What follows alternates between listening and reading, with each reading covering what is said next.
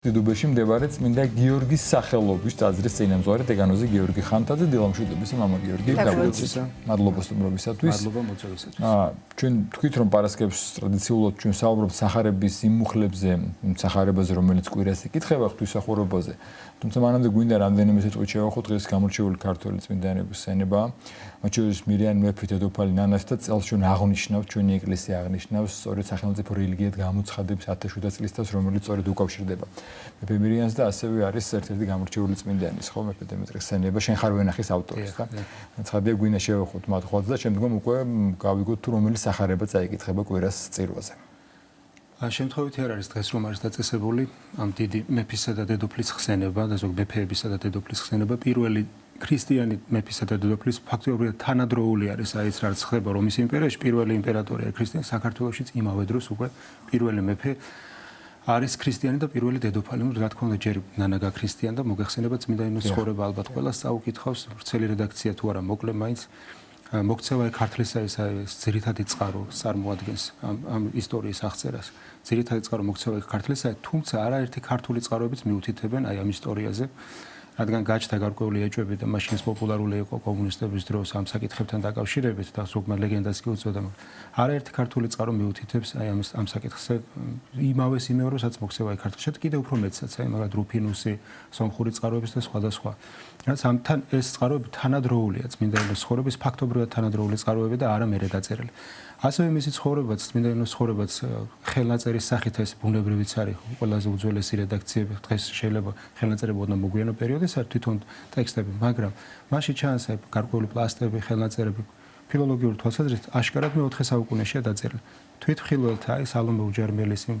აბიათარის და სხვა პირდაპირ ის მათ მიერ არის ჩაწერილი ვინც მასთან ერთად ცხოვრობდა თანამოღვაწეობდა აქედან ძალიან მნიშვნელოვანი წყაროს წარმოადგენს ეს და ხშირად ითქმებოდა ხოლმე ესე ვთქვათ ესე კრიტიკულად განწყობილი პირების მიერ რომ აი საქართველოს ეკლესიის ავტოკეფალის აღიარება ჩვენ უწმინდეს პატრიარქი ილია მეორის დიდი მოღვაწეობის შედეგი არის და მას წლები დაჭირდა ათეულობით წლები რომ დაემტკიცებინა ისტორიული მტკიცებულები მოეპოვებინა რომ დაემტკიცებინა სხვა ესე ვთქვათ სოფლის საპატრიარქოსათვის რომ ჩვენ ყოველთვის ვიყავით ავტოკეფალური ეკლესია და ზოგიერთი ესე აკრიტიკებდა რომ სად არის დოკუმენტი არ არსებობს ესეთი დოკუმენტები არც ერთ ეკლესიას არ აქვს იმ პერიოდში იმიტომ რომ იმ პერიოდის დოკუმენტები წარმოადგენს მაშინდელ წყაროებს მეფის არჩევას იქ თუ არის მოხსენებული მოქცევა ქართლისაში და სხვა წყაროებში რომ მეფე მაგირჩია გახდა ქრისტიანი და ყველა მოინათლა როგორც ამას კოლონელი კეკელიძე მეუთითებს დაახლოებით ვახუშტი ბატონიშვილის მიხედვით 1317 წელს ხდება ესე იგი იღებს ქრისტიანობას მეფე და დედოფალი და 66 წელს უკვე მას კოლონელი კეკელიძე მოთის ეს წლები ხო ჭირდება რომ მთელი ერი გაქრისტიანდეს და ამიტომ ჩვენ ყველაზე აქეთ უკან ივანე ჯავახიშვილი ვარაუდობს 327-ს მაგრამ ყველაზე ეს მიღებული თარიღია 326 წელი ამიტომ ზუსტად 1700 წელი გავიდა დღეს ამ თარიღიდან და ჩვენ ამაშიც როგორი ისეთი თავდაბლობა გამოვიჩინეთ ეს ჩემი პირადი მოსაზრებაა რომ აი მაგალითად სომხურ ეკლესიამ ყველაზე უადრესი თარიღი იყო და 301 წელს ამბობენ საკუთარ გაქრისტიანებას ჩვენ შეგვეძლო მაგრამ წმინდანოს შემოსვლის თარიღი დაგვეთახელებინა მაგალითად 310 311 წელი მაგრამ მოუწიათ ყველა როცა უკვე ერი გაქრისტიან და მოინათლა ყველა ეკლესია უნდა აღინიშნოს ერთიც რომ ეკლესია მანამდეც არსებობდა საქართველოში მოგეხსენებათ აი მაგალითად წმინდა გიორგი ათონის ცხოვრებას როცა ვკითხულობთ წმინდა გიორგი ათონელი მიუთითებს იქ ანტიოქიის პატრიარქს ეუბნება რომ ჩვენი გაქრისტიანდი პირველ საუკუნეში ანდრია მოციქულის მიერ და სხვა მოციქულების მიერ ამის წყარო თქვენსავე ბიბლიოთეკაში მწიგსასაცავში არისო გამოიტანეთო და გამოიტანეს წაიკითხეს რომ ანდრიას მიმოსვლა ეწოდებოდა ანუ აპოკრიფული ძეგლი იყო და წმინდა გიორგი თაცმიდელი მიიჩნევდა რომ პირველიცაა და ეს რა თქმა უნდა ასია ეკლესიაში ამის საქართველოს ეკლესია პირველივე საუკუნე არსებობდა მაგრამ არც ერთ ეკლესიაში არ იყო ხელ მათ შორის არც რომის იმპერიაში მეფე და დედოფალი სახელმწიფო არჩევანი ქრისტიანობა და სახელმწიფო რელიგია დღევანდელი თვალსაზრისით სახელმწიფო რელიგია ოდნავ სხვა რამეს გულისხმობს კონსტიტუციურ ასე ვთქვათ იურიდიულ აღიარებას მაგრამ იმ პერიოდში მეფე რო ქრისტიანი იყო უკვე სახელმწიფო რელიგიას ნიშნავდა ეს ისტორიულად ასე იყო ამიტომ ეს პირველი დიდი წმინდა მეფე და დედოფალი ამავე დროს თქვენ დემეტრე ახსენეთ და ერთი მინდა ვახსენო როგორი მნიშვნელოვანი არის ის რომ აი ჩვენი დიდი მეფეები მას შორის დავით აღმაშენებელი ხომ ისი როგორ გამორჩეული იყვნენ არა მხოლოდ ზოგადად განათლებით არამედ საეკლესიო განათლებით უაღრესად ღრმა ღვთისმეტყველების მცოდნე აი ხა გალობანის სინანულისას ან შენ ხარ ვენახის ამის ავტორის შინაგანი ბავშვობიდან იღებდნენ აი სულიერებას და ეს ძალიან მნიშვნელოვანი არის რომ ადამიანი ჩვენი მეფეები ყოველთვის აი გამორჩეული მეფეები ყველანი უაღრესად ღრმა ღვთისმეტყველები იყვნენ და არა მხოლოდ დიდი პოლიტიკური მოღვაწეები. სახარებაზე გადავიდეთ, რომელიც სახარება იკითხებოდა მოგისმენთ განმარტებაზე. ასე იგი მომდევნო კვირას იკითხება მათეს სახარებიდან გარკვეული მუხლები ამონარიდი არის, ეს არის როდესაც მაცხოვარი მიუთითებს მოციქულებს და ქადაგებს, რომ სიყვარულის შესახებ ჯვარი რომ უნდა აიღოთ თქვენ და შემომიდგეს მე და რომელმან უარმყოს მე ეს სიტყვებია საკმაოდ მკაცრად ეს მithome დღევანდელ საზოგადოებაშიც და მოციქულებსაც კი თავიდან ცოტა გაუკვირდათ ეს სიტყვები რომელმან მაღიაროს წინაშე ჩემდამო წინაშე კაცი თვალ ქართულად ეს ახალ ქართულ თარგმანში არის ვინც მაღიაროს მე კაცთა წინაშე მეც ვაღიარებ იგი წინაშე მამისა ჩემისა ზეცათასა და ვინც უარყოს მეც უარყოფ მას წინაშე მამისა ჩემისა ზეცათასა. ეხლა ეს თვითონ ეს სიტყვები გავმარტოთ პირველ რიგში მაგალითად გიორგი ათონეულ რედაქციაში არის რომელმან აღიაროს ჩემდამო ესეთი თარგმანი არის. ბერძნულში არის en ახალ ეს წაკითხოთ en imi ანუ ჩემთან ერთად ჩემ მიერ ეს ჩემ მიერ უფრო სწორი თარგმანი ეს არის მაგრამ შინაარსობრივად თარგმნა მაშინ გიორგი მთაწმინდელმა და ჩემდამო ახალ ქართულში ვინც მაღიაროს უბრალოდ მარტო ეს წერია. შინაარსი აქ მთავარი რომ ჩემ მიერ თვითონ იოანე ოქროპირის განმარტება უკვე განგვიმარტავს რატო წერია ჩემ მიერ ბერძნულში ქართულში უბრალოდ კალკირებული გამოდიოდა და ამიტომ შინაარსი თარგმნა ათონელმა. აღიარებას რომ ღმერთი აღიარო მხოლოდ შენი ნებასურველი არ ყვარკმარა ანუ ღვთის მადლის შეწევნა ჭირდება. ანუ აქ უკვე იოანე ოქროპირი გამარტავს რომ ეს არის ღვთი ადამიანისა და ღმერთის სინერგია. თან მადლის თანაარსება შენ თუ რაიმე სიკეთეს აკეთებ თუნდაც ღმერთის აღიარება ღვთის ქადაგება ღვთის შეწევნით აკეთებას ღვთის მადლით აკეთებ და არა მხოლოდ შენი ძალებით. ამიტომ არის ეს სიტყვები რა თქმა უნდა ჩემ მიერ ჩემთან ერთად უნდა აღიაროს ჩემდამო უნდა აღიაროს. მაგრამ როდესაც უარყოფაზე გადადის მაცხოვარი ვინც უარყოს იქ უკვე ღმერთი აღარ მოქმედებს. აი ესე შენი პირადი არჩევანი სადაც ღმერთი აღარ ძალადობს შენზე არ მოქმედებს არ ძალადობს მაგრამ შენ უარს ამბობ ღმერთს. ამ შემთხვევაშიც რომ ვინც უარყოფს ის წარწმუნებული კი არ არის საბოლოოდ მაგრამ ეს იმდენად მძიმე არჩევანია რომ მას სინანული საშუალება აქვს აი როგორც ერთ-ერთი კომენტატორი მიუთითებს ზიგაბრენი რომ ყველას აქვს სიკვდილის ბოლომდე მოინანიოს ამის საშუალება. ანუ ეს არ არის სიტყვები რომელიც ვთქვათ მიუთითებს რომ აღარასდროს აღარ ეშველება ამ ადამიანს ვინც უარყოფს რა თქმა უნდა მას შეუძლია მოიქცეს და მოინანიოს. სარამ შემდეგ მუხლებზე გადავიდოდეთ განმარტოთ ამასთან ძალიან ეთანადება ზოგადად ამ დღის შესახებ აი ამ დღეს ეს არის სულთმოფენობის შემდგომი კვირა პირველი კვირა შემდგომად მეერგასისა ანუ 50-ე დღეს ანუ სულთმოფენობის დღესასწაულისა იხსენიება ეწოდება ყოველთა წმინდათა ასე ყველა წმინდანის ხსენება არის. რატომ დაწესდა ეს რადგან სულთმოფენობა არის სულიწმინდის მადლის გარდამოსვლა ახალი აღთქმის ეკლესიის დაარსება რომელიც სულიწმინდის მადლითაც ყველა წმინდანი ასე ვთქვათ გახდა წმინდანი დაამოწმა ეს ჭეშმარიტება და იღებს მადლს აქედან ამიტომ ეკლესიამ დააწესა აი ამ სულთმოფენობის შემდეგ მათი ხსენების დღე ეს უძველეს სვინაქსარებშიც კაი ფაქტია რომ მე-4 საუკუნედან უკვე ესე აღინიშნება შეიძლება მანამდეც კი უფრო ესე ვთქვათ მოწესრიგებულ სახეს იღებს მე-4 საუკუნიდან უფრო გვიან პერიოდში ძველ სვინაქსარებში არის იოანე ოქროპირის ქადაგებები მოხმობილი ასევე გრიგოლ პალამას აქვს ქადაგება აი ამ დღესთან დაკავშირებით და ამბობს რომ ყველა აი უკავშირებს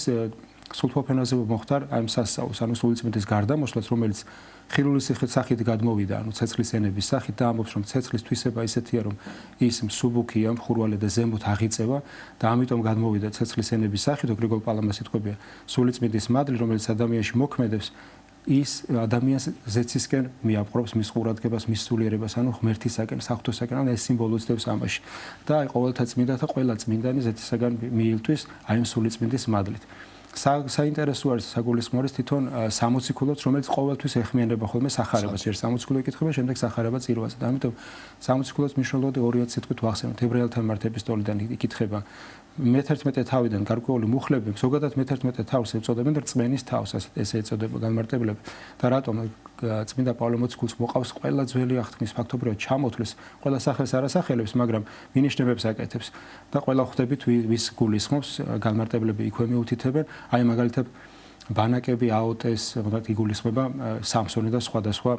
ესე ვთქვათ საჯულები შემდეგ ხითა განიხერხნეს ამბობს მაგალითად ძველი აღთქმის წმინდანი ხით განიხერხა ისაია წინასწარმეტყველი და სხვა ესე ჩამოდი მაგალითად დაუყვეს პირილი ლომთანი დანიელ წინასწარმეტყველი იგულისხმება დნობის ხაროში ჩაგდა და სხვადასხვა თითქმის ყველა წინასწარმეტყველებს მამამთავრებს ჩამოთვლის და ბოლოს ესე წიტყვებს ამბობს რომ მათი ღირსი ესოფელი არ იყო და მათ თავის ცხოვრებაში აღნათქვამი ანუ აღთქმა უფლისა სასუფეველი ვერ მიიღეს, ვერც მესიე ვერ იხილეს. საუკუნეები გავიდა მას შემდეგ, თუ არ ჩავთვით იოანე ნათლისმცემელს, რომელიც მას იხილა ქრისტე, საუკუნეები, თუმცა ისიც წინამორბედია, ეკლესიის ჯოჯოხეთში ჩადის და ამდენი ხნის განმავლობაში ეს დიდი წმინდა ადამიანებიც სასუფეველს ვერ მკვიდრებდნენ. და წარმოიდგინეთ ჩვენ, რომელიც თვისაც უკვე ეს ყოველივე აღსრულდა, ღმერთი განკაცდა, მოვიდა, გამოგვიხსნა ჯვარსეცვა, აღდგა, ამაღლდა და სულიწმიდის მადლი გადმოვიდა, ჩვენს ეხლაც კი გვიჭირს აი მის აღთქმის ასრულება ღვთის ერთგულება. აი ესეთ დროს, როდესაც ასე თქვათ, მომავალ პერსპექტივაში იცოდნენ, წამდათ წინასწარმეტყველური სახით, რომ უნდა მომხდარიყო ეს სასუფეველში შესრულება, მაგრამ მათ თავის ცხოვრებაში ამას ვერ მიიღებდნენ და როდის მიიღასიც არ იცოდნენ, მაგრამ ერთგულება ღვთის მიუხედავად მოწამეობისა, დიდი განსასწრებისა, ტკივილისა არ დაუტოვებიათ ღვთის ერთგულება. ეს კიდევ ერთხელ გვაძლიერებს ჩვენ რწმენაში და ამავე დროს აერთიანებს ძველი აღთქმის წმინდანებს და ახალი აღთქმის წმინდანებს ერთად, რადგან ახალი აღთქმის წმინდანები მოციქულებიდან დაწყებული პირველი მოწამეები და ასე შემდეგ აი ამ სულთმოფენობასთანაც კავშირშია ყველანი სულიწმინდის მადლით მოქმედებენ და ყველა გახდა სულიწმინდის მადლით წმინდანი ერთი სასუფეველის მკვიდრი ძველი და ახალი აღთქმის წევრები. შემდეგი სიტყვები არის მაცხოვრისა უკვე სახარებას რომ გავუგებდეთ. არის ამგვარი რომ ვინცაც უყვარდეს დედაი, მამაი და დადა შვილებს ჩამო ოჯახის წევრებს ჩამოს ჩემზე მეტად იგი არ არის ჩემთან. ესეც ძალიან მკაცრად ესმით ხოლმე ისე ისმის. კაცრი სიტყვებია თითქოს, მაგრამ რა იგულისხმება? ჩვენ თუ გავიხსენებთ მაგალითად ძველ აღთქმას, იქაც არის მსგავსი სიტყვები. რომ ადამიანი არ უნდა ემორჩილება, უფრო მკაცრი სიტყვებიც არის. ჟულის განკანონებასაც კი მიუთითებდა შვილს, თუ კი ჟულის საწინააღმდეგოს აკეთებდა მისი მშობელი მის წინააღმდეგ. ივანე ოქროპირიც ასე განმარტავს, ჩვენ ზეწოლულისგან კი არ მოგვიწოდებს უფალი, პირიქით სიყვარულისგან მოგვიწოდებს, მაგრამ აქ არის უმთავრესი სიყვარული რა არის. ანუ მაგალითად ივანე ოქროპირი ასე ამგვარად განმარტავს, თუ კი მშობელი შვილს მოუწოდებს ესე იგი ღვთის საწინააღმდეგო საქმეებისაკენ, ამ დროს უნდა უმთავრესი აღირჩიოს შვილმა და საღვთო საქმეები უნდა აერჩიოს და ამაში არ უნდა დაემორჩილოს. რა თქმა უნდა, ძველი აღთქმის ცნება არის, რომ ერჩთით, ანუ პატივი ეცით მამასა თქვენსა და პატივი უნდა ცეთ, მაგრამ ეს პატივის ცემას აღარ გულისხმობს. ამ შემთხვევაში წმინდა ივანე ოქროპირი ამბობს, თუ კი ჩვენ ურჯულოებაში დავემორჩილებით, ამ შემთხვევაში ორივეც ჩვენ თავსაც წარწყვეტ და მშობელსაც კი. ამიტომ ეს სიყვარული კი არა, პირიქით მშობლის სიძრულიც კი გამოდის. ამიტომ ამაში არ უნდა დავემორჩილოთ. ესე განმარტავს ივანე ოქროპირი და სხვა თეოფილაკი თითქმის ყველა ესე თქვა ახალი აღთქმის განმარტებლები. თუმცა აქ ორივე სიტყვა უნდა ვახსენოთ თვითონ სიყვარულის შესახებ როგორ გვიხსნის ჩვენ ზოგადად რა არის სიყვარული. აი ზოგადად ბიბლიაში ბერძნულს აქვს ამის საქართველოში ძირითადად სიყვარულს ხმარობთ ამ ტერმინსად მრავალი შინაარსი აქვს მას, ღრმა შინაარსი აქვს და მრავალ მხრივ შეიძლება გამოვიყვანოთ ეს სიტყვა სხვადასხვა სახის სიყვარული არსებობს. ბერძნულში ტერმინოლოგიითაც განიყოფა ხოლმე, მაგალითად ახალ აღთქმაში ძირითადად გამოიყენებენ აღაპეს და ფილიას ამ ორ ტერმინს სიყვარულთან დაკავშირებაში. ქართულში ორივე შემთხვევაში სიყვარული ითარგმნება. მაგრამ მიუთითებენ განმარტებლები რომ აგაპე ნიშნავს უფრო მეტად საღვთო სიყვარულს, ანუ გონის მიერ სიყვარულს ხოლო და ამ შემთხვევაში მახარებელი წერს აღაპეს. აი ლუკა მახარებელთანაც არის ეს მოთხრობილი, იქაც აღაპე წერია. ფილია ნიშნავს უფრო მეტად გრძნობით სიყვარულს. აი მაგალითად ჩვენ რო ჩვენი შვილები გვიყვარს, გრძნობითად გვინდა რომ ჩავეხუტოთ, მოვეფეროთ. ამგვარი სიყვარული ადამიანს ბუნებრივად არ გააჩნია, მაგალითად მისი მტრის წინააღმდეგ, აი მაგალითად როცა ომში არის და იბრძვის. მას არ უჩნდება ალბათ სურვილი რომ ჩაეხუტოს ახლა მტერს, მაგრამ შვილის მიმართ როგორი გრძნობაც აქვს. ან მისი საყვარელი ადამიანის მიმართ როგორიც აქვს მტრის მიმართ, მაგრამ მაცხოვრის სხვაგან ბრძანებს რომ მტერიც უნდა გიყვარდეს. აი რას ნიშნავს ეს მტრის სიყვარული? მტრის სიყვარული ნიშნავს უკვე გონის მიერ სიყვარულს. შენ როცა აცნობიერებ, რომ შენ ყველა ადამიანი ღვთისქმნილება არის და მისთვის გინდა სულის ცხონება. მისთვის გინდა უკეთესი, უმჯობესი. რა თქმა უნდა, ომში იბრძვის ადამიანი და თავს იცავს, მაგრამ ეს არ ნიშნავს უსიყვარულობას. ამ შემთხვევაში შეიძლება იცავდეს თავის სამშობლოს და ომში რასაც გასაკეთებელი მას აკეთებდეს, მაგრამ მას გააჩნდეს აი ამგვარი გონისმიერი სიყვარული მტრის მიმართაც კი. მისთვის უნდადეს რომ მაგალითად ურჩევნოდეს ის სული იცხონოს, მაგრამ არ გააჩნდეს სისასტიკე, არ უხაროდეს მოკლა. აი ეს უკვე ნიშნავს სიყვარულს. ნახეთ, სიყვარული ძალიან ღრმა გაგება ჭირდება სახარებისეულ სიტყვებს. დღეს ხშირად ბევრი სვამს ამ კითხვებს, აი რას ნიშნავს ეს მტერი მეყვარდეს არ მესმის, იმიტომ არ გვესმის რომ ჩვენ მხოლოდ კითხულობთ ტექსტს და ჩვენ თავს ვენდობით. ამას, როდესაც სახარებას კითხულობს ადამიანი, რა თქმა უნდა, განმარტების გარეშე არ შეიძლება წაიკითხო. განმარტებას წაკითხვა უჭირს ადამიანს, როცა არ აქვს თავდავლობა მორჩილება. მოდი, აბა მე არ მესმის და იქნება განმარტა ეს ეკლესიამ თავის დროზე 1000 რამდენი საუკუნე გავიდა, რამდენი ეგზეგეტი, ანუ განმარტება არსებობს, რამდენი მამის ქადაგება არსებობს თითოეულ მუხთან დაკავშირებით და შეუძლებელი ეძიო და პასუხი ვერ მოიპოვა. ამავე დროს სულიერებაა საჭირო, როდესაც ჩვენ რაღაცა ღვთის სიტყვას ვერ ვეთანხმებით ბიბლიურს. ერთია რომ არ გვესმის და მეორე რა, იმიტომ არ გვესმის, რომ ჩვენი სულიერება არ ეთანხმება ამას. ანუ სულიერი ცხოვრებაც საჭირო, ეკლესიური ცხოვრებაც თანადროულად საჭირო, არა მხოლოდ კითხვა და ფიქრი ამასთან დაკავშირებით. იქ სხვა აზროვნებაც სხვანაირ, გულიც სხვანაირად იხსნება. აი აქ ამ შემთხვევაში ესე გულისხმება. აი ეს ტერმინია მოხმობილი, რომ აღაპეა მოხმობილი, რომ გიყვარდეს, მაგრამ ვისაც ჩემზე მეტად უყვარს, არაგრძნობის მიერად არ არის ხო რა თქმა უნდა როცა უკვე დგება საკითხი უკვე ჯულიერი აირჩიო თუ შენ ჯულის საწინამდე ამ შემთხვევაში უნდა აირჩიო რა თქმა უნდა ამავე დროს სხვა წმინდანებიც მიუთითებენ რომ მაგალითად შემდეგში არის ვინც მაცხოვრის სიტყვები ამ სახარების ვინც არ აიღოს ჯვარი და შემომიდგეს მე იგი არ არჩევდა ღირს აქაც ესეთ სიტყვებია რა თქმა უნდა ჯვრის აღება ხა ჯვარი მაშინ მოციქულებს როგორ ესმოდათ მაშინ შეიძლება პირდაპირაც გაეგოთ ეს რაც ნიშნავს პირდაპირ ხდებოდა რომ რაღაცა მოწამეობაზე ტანჯვაზე მიუთითებდა ცხოვრებისეულ განსასწრებებზე მიუთითებდა რადგან აი ჯვრის ტვირთვა მაგალითად მაცხოვარ ჯვარს ტვირთავს გოლგოთისაკენ ეს მხოლოდ მაცხოვარს არ უტვირთავს მანამდეც ჯვარზე ყველას ვისაც აკრავდნენ თავის ჯვარ თვითონ აზრდიან ესეთი წესი იყო დიახ და ამიტომ მოციქულები ხდებიან რომ აი დიდი ტკივილთან და რაღაც სიკვდილთან და კავშირში ეს ვინც არ აიღოს ეს ჯვარც თუმცა შემდგომში რა თქმა უნდა ეს რა თქმა უნდა თავისთავად მოციქულებსაც შემდგომში უკვე ამგვარად ესმით არა მხოლოდ სიკვდილს უკავშირებენ ამას ჯვარცმა არის მაგალითად ასკეტურ ლიტერატურაში და ზოგადად ესე გაიგება რომ ყოველდღიური ჯვარცმა ქრისტიანის ცხოვრება განსასწრებელი იქ ცოდვასთან ბრძოლა ყოველდღიური ჯვარცმა მაგალითად მონაზვნური ცხოვრება იმროც ამბობენ განმარტავენ ასკეტი იმამები რომ მონაზვნური ცხოვრება ყოველდღე ჯვარცმა თუ საკუთარ თავთან საკუთარ ნებებთან ბრძოლა ყოველდღე სიკვდილი და აღდგომა ღვთის რწმენით მომავლის იმედით რაც თავისთავად გადის ასკეზაზე სიტკივილზე განსასწრებებზე და სხვადასხვა ეს არა მარტო მონაზვნის ცხოვრება ეს ყველა ქრისტიანის ცხოვრება ასეა ხო ჩვენ თავს ვაიძულებთ გარკვეულ საკითხებში მაგალითად სახარებაში სხვაგან წერია მაცხოვრის სიტყვები რომ სასუფეველი იძულებს ანუ ჩვენ თავს ხშირად ვაიძულებთ ხო გარკვეულ საკითხებთან დაკავშირებით არ გვინდა მაგრამ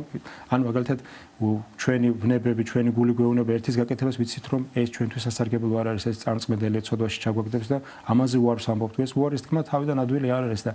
ამიტომ ქრისტიანის ცხოვრება ერთგვარი ასკეზა ყველა ქრისტიანი ასკეტი არის გარკვეულწილად ვინც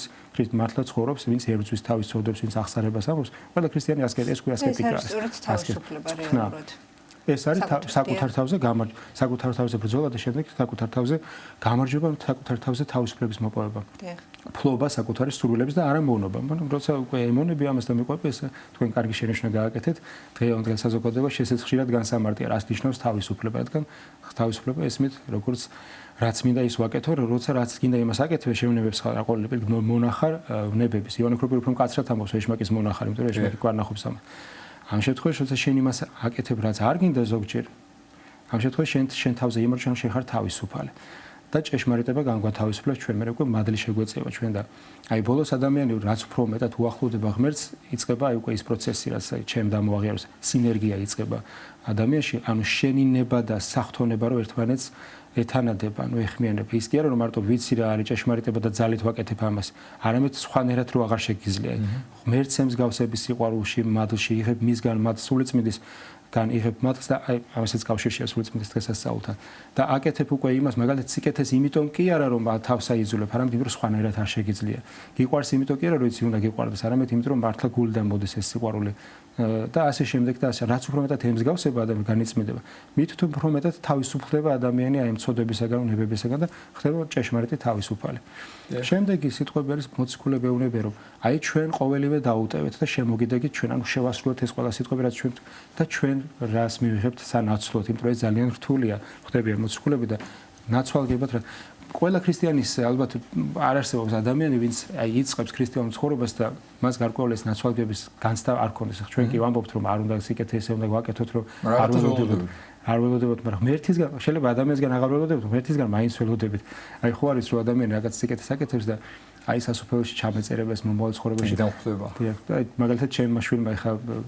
მე შვიდე კლასში გავეს და მამ კითხა რომ სიკეთეს რო აკეთებო რაღაცა მოწყალება გავაცი და რაღაც უხსნიდი რაღაცას და ანუ ეგ ხომ მე თვალღება არის ანუ შენ ელოდები რომ იქიდან რაღაცა მე სასופველში წინ დაგედე რაღაცა რაღაც სიკეთე არის და სწორედ შენიშნე მეთქი ესეა თავიდან ესე ვიწყებთ ესე იწყებს ზოგიერთი და მე რაც უფრო მეტად უახლოვდები ღმერთს მე ხვდები რომ ანუ ეს იმიტომ კი არ აკეთებ რომ მე ღმერთისგან რამეს ელოდები ან სასופველს ამით იმიტომ რომ არ შეგიძლია სხვანაირად უკვე გიყვარს ემსგავსები ღმერთს აი ეს არის უკვე მიმსგავსება ღმერთს მაგრამ მოციქულები ამ ეტაპზე ჯერ ამას არ არიან ანუ ელოდებიან ისრაელის დიდებას პოლიტიკურ დიდებასაც ელოდებიან ანუ ჩვენ რას მივიღებთ შე რომ დიდებაში ის იციან რომ მესია იციან რომ განკაცებული ღმერთი ბოლომდე არა მაგრამ იციან რომ ისრაელში უნდა მოხდეს რაღაცა გარკვეული დიდი ცვლილებები როგორც